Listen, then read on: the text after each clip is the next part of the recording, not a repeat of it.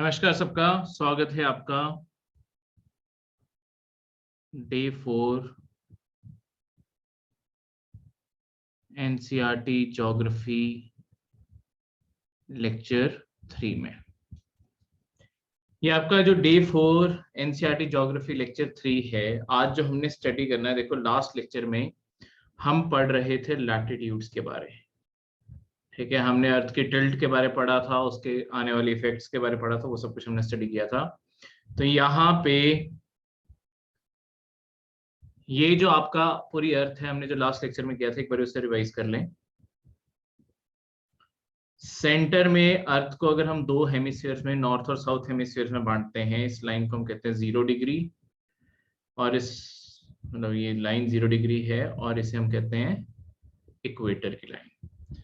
उसके बाद आपका यहाँ पे ऊपर एक लाइन और ये नीचे लाइन, जिन दोनों लाइनों के बीच बीच में सन रहता है हमारे सिर के ऊपर, इसे कहते हैं 23.5 डिग्री हेमिस्फीयर में नॉर्थ, 23.5 डिग्री हेमिस्फीयर के कारण साउथ। अब ये जो लाइन है इसे हम कहते हैं ट्रॉपिक ऑफ कैंसर, और ये जो लाइन है ये है आपकी tropic of Capricorn.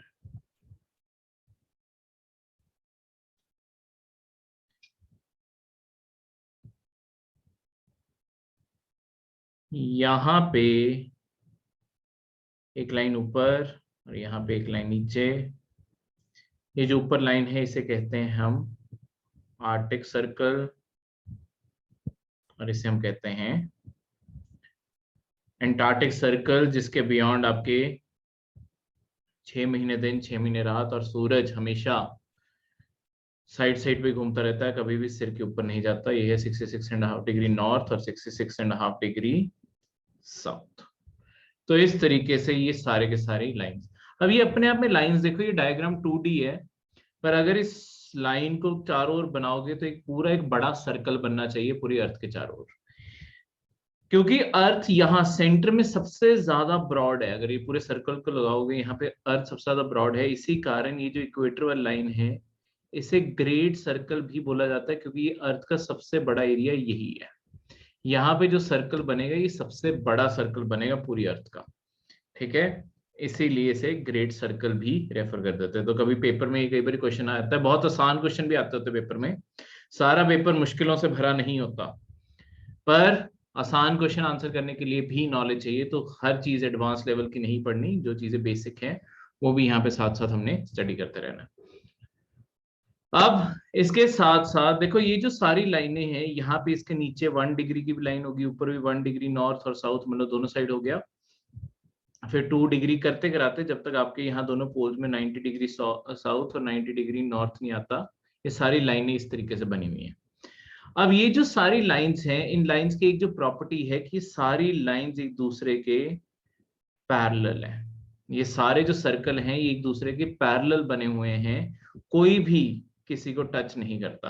Horizontal lines हैं, ये हॉरिजॉन्टल सर्कल हैं जो किसी भी कोई भी इनमें से कोई भी इनमें से एक दूसरे को टच नहीं करता, intersect, they do not intersect. ठीक है, इस तरीके से ये आपके लैटिट्यूड था। दूसरी साइड पे बात की जाए आपके लॉन्गिट्यूड्स की। अब लॉन्गिट्यूड्स की बात की जाए, ये देखो यहाँ पे भी अगर मैं आपको अर्थ का एक सर्कल बनाऊं, अब लॉन्गिट्यूड्स क्या होता है देखो, लैटिट्यूड ये जो हॉरिजॉन्टल लाइनें थी, ठीक है, लॉन्गिट्यूड होता है अगर मैं अर्थ के ऊपर इस डायरेक्शन में सीधी सीधी लाइनें खींचूं। तो यहाँ पे अगर मैं ऐसे एक सर्कल बनाऊंगा, ये अर्थ पे ऐसे ऐसे मतलब जगह जगह सर्कल बनेंगे।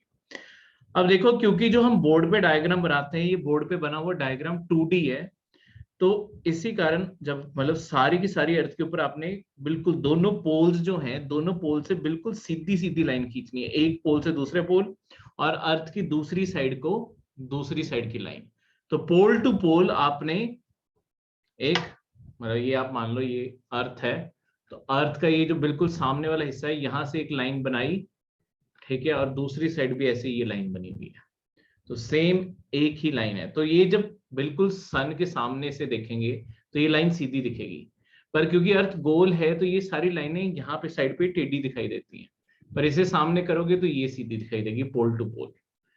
ठीक है, तो इस चीज के कारण ही हम जब यहाँ पे 2D डायग्राम, क्योंकि हमारे यहाँ पे अर्थ 3D में तो दिखती नहीं है कि अर्थ गोल है, तो इस कारण हम इसे जब ड्रॉ करते हैं, क्योंकि अर्थ की बैक साइड तो दिखती नहीं, तो हम इस तरीके से ड्रॉ कर लेते हैं कि आपकी इस तरीके से लाइंस बनी हुई हैं जो एक पोल से दूसरे पोल जाते हैं।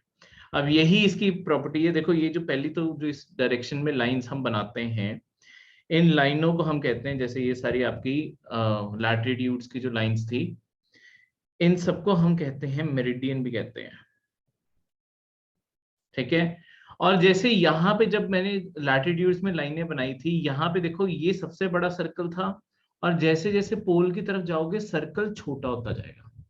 पर जब अर्थ के ऊपर ऐसे लाइनें बनाओगे, ये सारे सर्कल, जिस मर्जी सर्कल को लगा लो, ये सारे के सारे सर्कल बिल्कुल बराबर हैं, सेम सर्कल्स हैं, ये सेम साइज के सर्कल्स हैं चारों ओर। ठीक है, और अगली इनकी प्रॉपर्टी क्या है, देखो अगर तुम ध्यान से देखोगे, अर्थ के सेंटर में ये एक दूसरे से, इनके बीच में जो दूरी है वो सबसे ज्यादा यहाँ पे बढ़ जाती है, तो सेंटर में ये सबसे ज्यादा वाइड है, और पोल्स पे जाके ये एक दूसरे से मिल जाते हैं। तो जैसे जैसे ये देखो पोल्स के पास जा रहे हैं, इनके बीच में एरिया कम होता जाता है। ठीक है, तो यहाँ पे जाते जाते ये धीरे धीरे नैरो होते जाएंगे, और पोल्स पे जाके ये बिल्कुल ही इंटरसेक्ट कर जाते हैं। ठीक है, मिल जाते हैं, इंटरसेक्ट करने का मतलब है एक दूसरे से मिलते हैं। तो लैटिट्यूड और लॉन्गिट्यूड की लाइनों में पहला फर्क, सबसे बड़ा सर्कल वहां पे इक्वेटर है, यहाँ पे सारे सर्कल बराबर है। दूसरा, वो लाइनें पैरेलल हैं, एक दूसरे से कहीं पे भी मिलती नहीं। ये लाइनें जो दोनों पोल्स हैं वहां जाके एक बार मिलेंगी सारी लाइनें, और फिर दोबारा से अर्थ की दूसरी साइड को चली जाएंगी। तो इस तरीके से ये सारी की सारी चीज एग्जिस्टेंस में आती है। ठीक है, अब लॉन्गिट्यूड का हमें यूज कहाँ आता है। देखो लॉन्गिट्यूड का यूज समझने से पहले हमें एक और चीज समझनी जरूरी है कि जब अर्थ जो एक्चुअली एग्जिस्ट करती है, अर्थ गोल एग्जिस्ट करती है। ठीक है, अर्थ अपने आप में सिर्फ एक सर्कल है।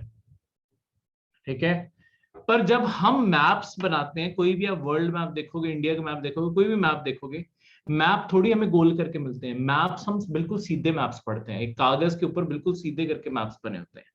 तो ये मैप्स बिल्कुल सीधे कैसे हैं, मतलब फिर हम इनकी ड्राइंग कैसे करेंगे। देखो एक सर्कल है, सर्कल पे अगर कोई पॉइंट यहाँ है, अगर मैं लॉन्गिट्यूड के बिहाफ पे देखूं, अगर ये पूरी ऐसे लाइन जा रही है और दूसरी साइड पे ऐसे जा रही है, सारी घूम के फिर इस साइड पे आ गई, तो ऐसे एक सर्कल है। यहां पे भी कोई देश होगा और यहां पे भी कोई देश होगा, पर जब मैं एक सीधा मैप बना रहा हूं, मैं कैसे पता लगाऊंगा कि ये वाला देश एग्जैक्टली किसके बैक साइड पे आता है, मतलब अर्थ की कौन सी साइड किसके एग्जैक्टली बैक साइड पे आती है, एक सीधे मैप पे कैसे बनाऊंगा। इसमें लॉन्गिट्यूड बहुत बड़ा रोल प्ले करते हैं। हमने बेसिकली क्या किया, देखो ये सारी की सारी सर्कल था, पर ये जो आपकी लॉन्गिट्यूड है, लॉन्गिट्यूड को एक सिंगल लाइन के तौर पे मान लो, एक लाइन जो एक सर्कल के चारों ओर खींची हुई है। ठीक है, एक धागा मान लो, धागा एक बॉल के चारों ओर जैसे आपने लपेटा हुआ है। अब ये जो सर्कल है, थोड़ा यूज कर लेते हैं, अब ये जो सर्कल है, सर्कल के चारों ओर एक लाइन खींची हुई है। अगर मैं इस लाइन को एक साइड से तोड़ दूं, इस लाइन को एक साइड से तोड़ दूं और इसे सीधा कर दूं, तो ये लाइन बिल्कुल सीधी होगी, यानी कि दोनों साइड से मैंने पोल अलग कर दिया। ठीक है, पर अभी भी हम नक्शा ऐसा नहीं बनाते, देखो क्योंकि अगर ये अर्थ है, यहाँ टॉप पे नॉर्थ पोल है और नीचे आपका साउथ पोल है। आप जब भी वर्ल्ड मैप देखते हो, नॉर्थ पोल जब हम दिखाते हैं, नॉर्थ पोल वर्ल्ड मैप के ऊपर, आपको साथ में वर्ल्ड मैप दिखा भी देता हूं, ये वर्ल्ड मैप है, तो यहाँ पे नॉर्थ पोल ऊपर ऑब्वियसली कोई जमीन नहीं है, तो नॉर्थ पोल, और ये नीचे आपका एंटार्क्टिका आपको दिख रहा है, ये साउथ पोल का एरिया।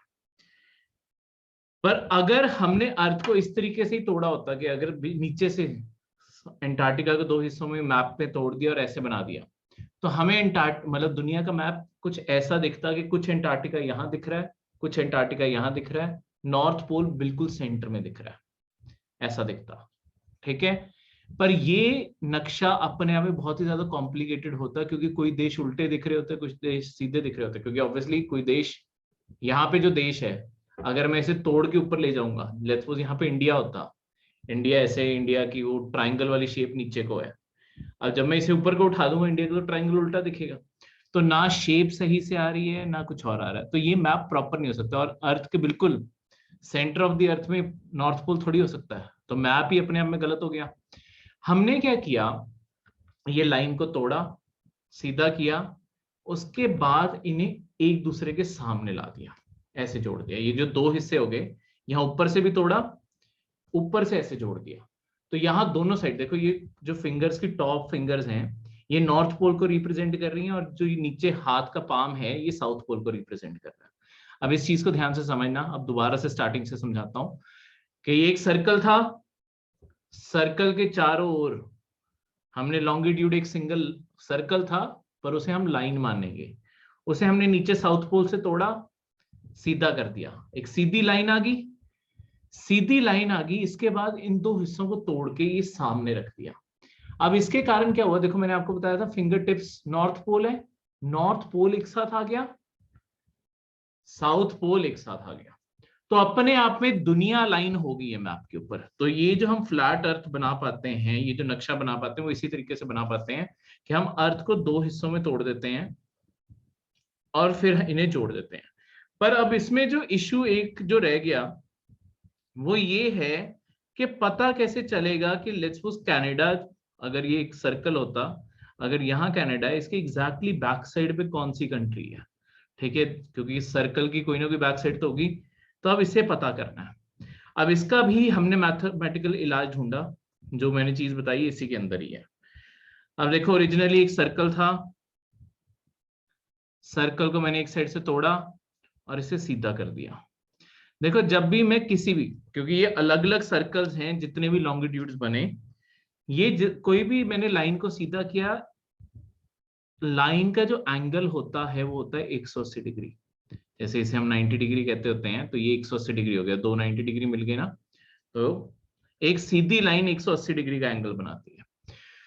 तो हम ये कहते होते हैं कि देखो जब हमने इस लाइन को सीधा किया और इसे तोड़ दिया, अब जो भी लाइंस हैं उनके बीच में टोटल हमेशा 180 डिग्री का एंगल हम बनाएंगे, तो हमें पता चल जाएगा कौन से पीछे कौन सा इलाका है। अब इसे कैसे बनाते हैं, अब एक फ्लैट मैप बनाता हूं और उसके थ्रू आपको समझाता हूं,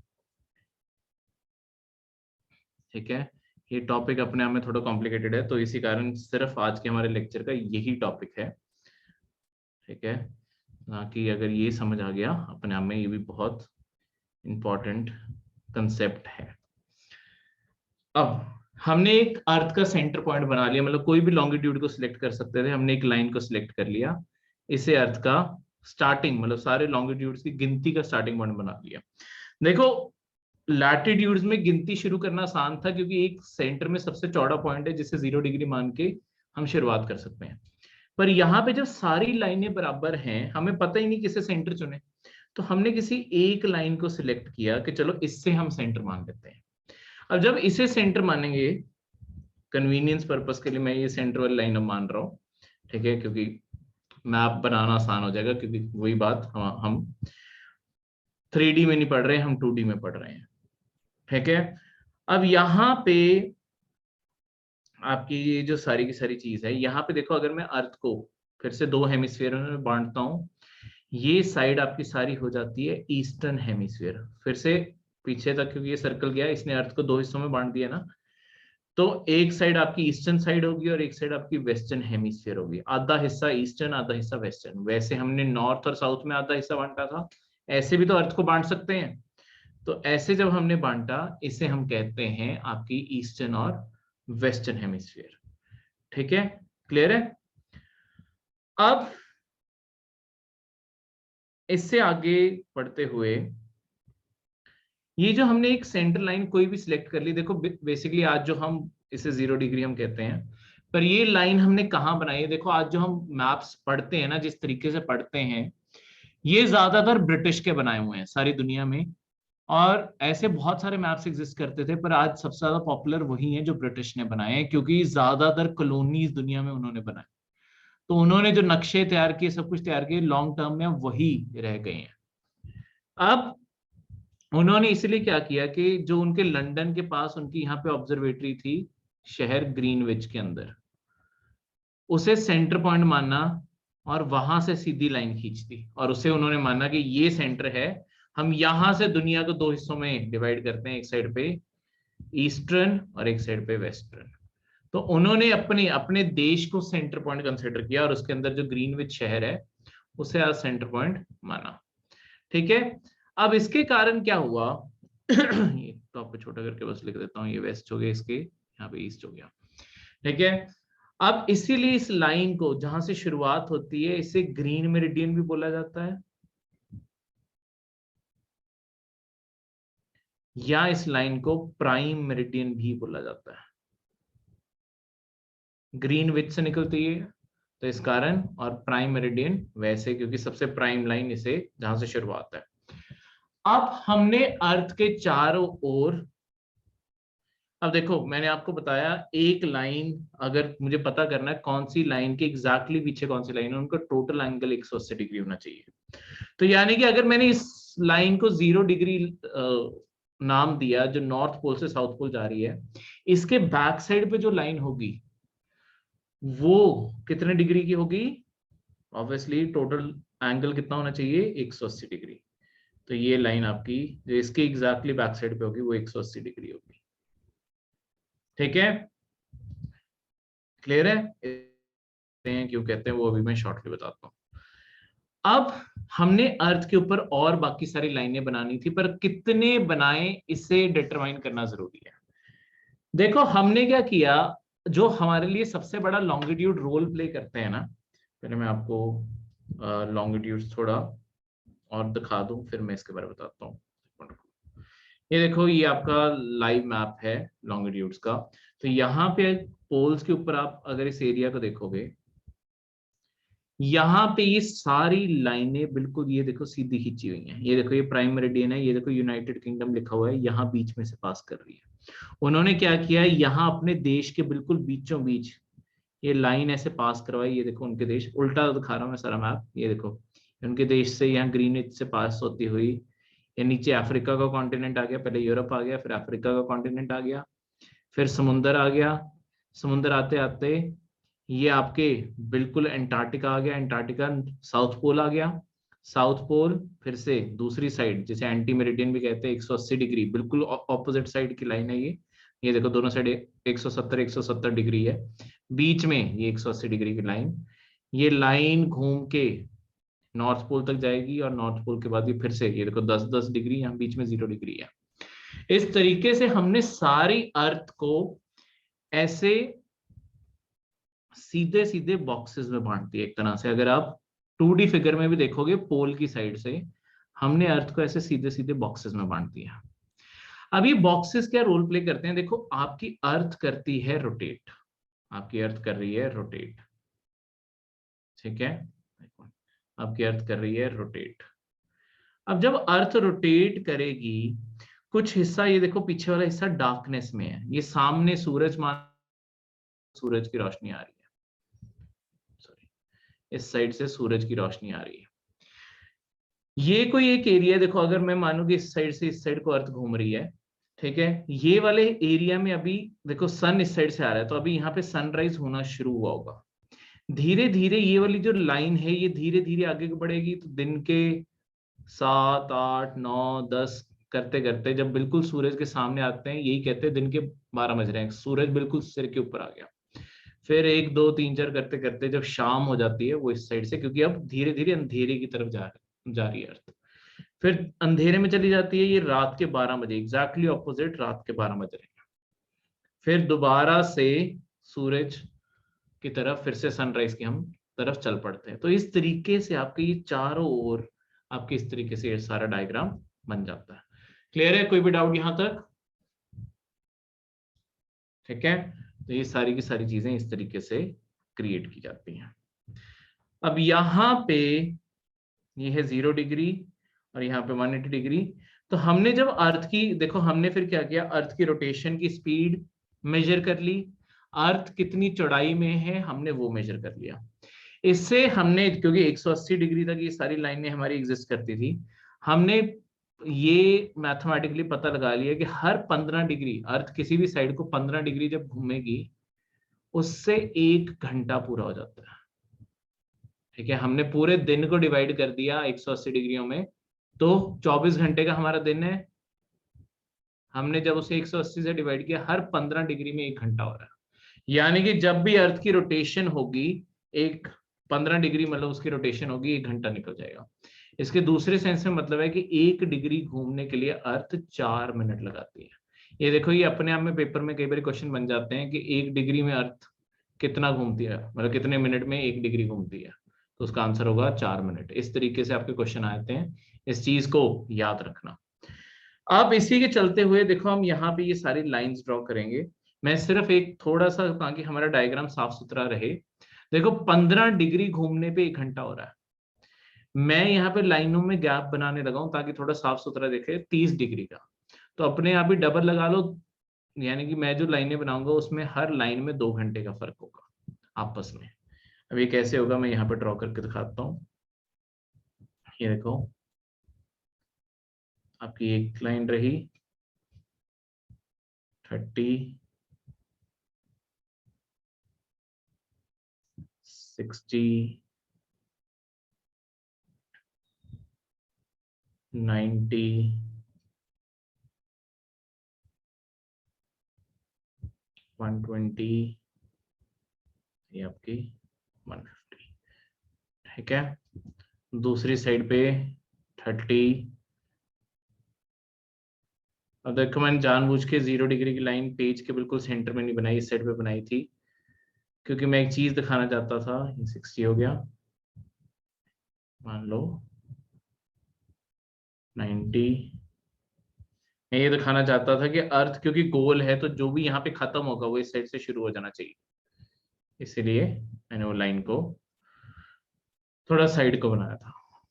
और ये आपका 150। ठीक है, इन सबको नाम भी दे दें। ये है आपकी 30 डिग्री, और इस साइड पे भी 30 डिग्री। वही ईस्ट और वेस्ट, जिस साइड पे होल्ड है, ये ईस्ट है, ये आपकी वेस्ट है। 60 degree east, 60 degree west, 90 degree east, 90 degree west, 120 degree east. अब ये वेस्ट वाला हिस्सा घूम के इस साइड आ गया, चाहिए ईस्टर्न साइड है, पर क्योंकि यहाँ से डिवाइड किया है, इसके जो भी उस साइड पे है वो सब कुछ वेस्ट होगा। तो यहाँ पे आपके 120 डिग्री वेस्ट, और ये आपकी 150 डिग्री ईस्ट, और ये 150 डिग्री वेस्ट। तो इस तरीके से आपकी पूरी की पूरी दुनिया एग्जिस्ट, हमने मतलब इमेजिनरी लाइन बनाई है ताकि हम सारी अर्थ को मेजर कर सकें। अब ये जो आपकी सारी लाइनें बनी, सब कुछ बना, ये डिस्टेंस ना माइंड करना, ये तो ऑब्वियसली बनाते हुए बीच में कईयों में कम रह गया, कईयों में ज्यादा हो गया, वो कोई अर्थ के ऊपर सारा बराबर बनाया गया। ठीक है, अब यहाँ पे हम जो टाइम मेजर करना शुरू करते हैं वो यहाँ से मेजर करना शुरू करते हैं, ये 0 डिग्री लाइन से। देखो एक चीज मैं आपको बता दूं, जो सन है, जो सन की लाइट आनी शुरू होती है ना, वो इस साइड से इस साइड को ट्रैवल करती है, ईस्ट साइड से वेस्ट साइड को। अर्थ रोटेट करती है वेस्ट टू ईस्ट, उसके कारण ईस्टर्न कंट्रीज में पहले सूरज आता है और वेस्टर्न कंट्रीज में बाद में सूरज आता है। ठीक है, तो हाँ, मैं इस चीज को हाथ के ऊपर भी गोल करके बनाऊं। लेट्स सपोज ये आपकी अर्थ है, रोटेट कर रही है वेस्ट टू ईस्ट। तो अगर धरती ऐसे घूम रही है तो, सॉरी, धरती ऐसे घूम रही है, अगर मैं कैमरा की साइड एंगल वो बनाना चाहता हूं, तो हाँ चलो। तो बेसिकली अगर अर्थ ऐसे घूम रही है, जो भी कंट्री यहाँ पे होगी, देखो इसका ये फिंगर्स मान लो कि आपका ये सनराइज की हैं, ये धीरे धीरे सन की तरफ आएंगी, ये दोपहर होगी, शाम होगी, पीछे को चलेगी, रात होगी, अगले दिन फिर से। तो सनराइज ईस्टर्न साइड से सबसे पहले शुरू होकर वेस्टर्न साइड पे गया। ठीक है, तो इस तरीके से तो आपकी सनराइज वाली ये जो 180 डिग्री के बियॉन्ड यहाँ पे ये जितना भी इलाका है, यहाँ पे हम मानते हैं कि सबसे पहले दिन इनका शुरू हुआ। क्यों मानते हैं कि यहाँ से 180 डिग्री के बियॉन्ड ये जो एरिया होगा, यहाँ से हम डे स्टार्ट करते हैं? ऐसा क्यों है, देखो आप टाइम कैलकुलेट करके देखो। पहले 0 डिग्री से मैंने आपको बोला टाइम शुरू होता है, देखो पहले 180 डिग्री तक दोनों साइड से टाइम कैलकुलेट करते हैं, कितना डिफरेंस है 0 और 180 डिग्री में टाइम में। मैंने आपको बताया मैंने 30-30 डिग्री की लाइनें बनाई हैं, यानी कि हर लाइन के बीच में 2 घंटे का फर्क है। तो 0 से 30 डिग्री 2 घंटे, 30 डिग्री से 60 2 घंटे, 2 घंटे 2 घंटे 2 घंटे, और ये फाइनली यहां से यहां जाते हैं 2 घंटे। तो अगर मैं इन सबको टोटल करके देखूं तो यहाँ पे 2 4, अब मैं प्लस करता जा रहा हूँ, 6 8 10 और इस लाइन तक आते हुए 12 घंटे यहां से हो गए। दूसरी साइड पे भी देखोगे यहां से यहां जाते हुए 2 घंटे 4 घंटे 6 घंटे 8 घंटे 10 घंटे और यहाँ पहुंच के 12। तो 12 घंटे इस साइड से 12 घंटे इस साइड से, टोटल आपके 24 घंटे पूरे हो गए। तो हमने जो अर्थ को आधा आधा बांटा उसके कारण हमने 12-12 घंटे दोनों हेमिस्फीयर में बांट दिए।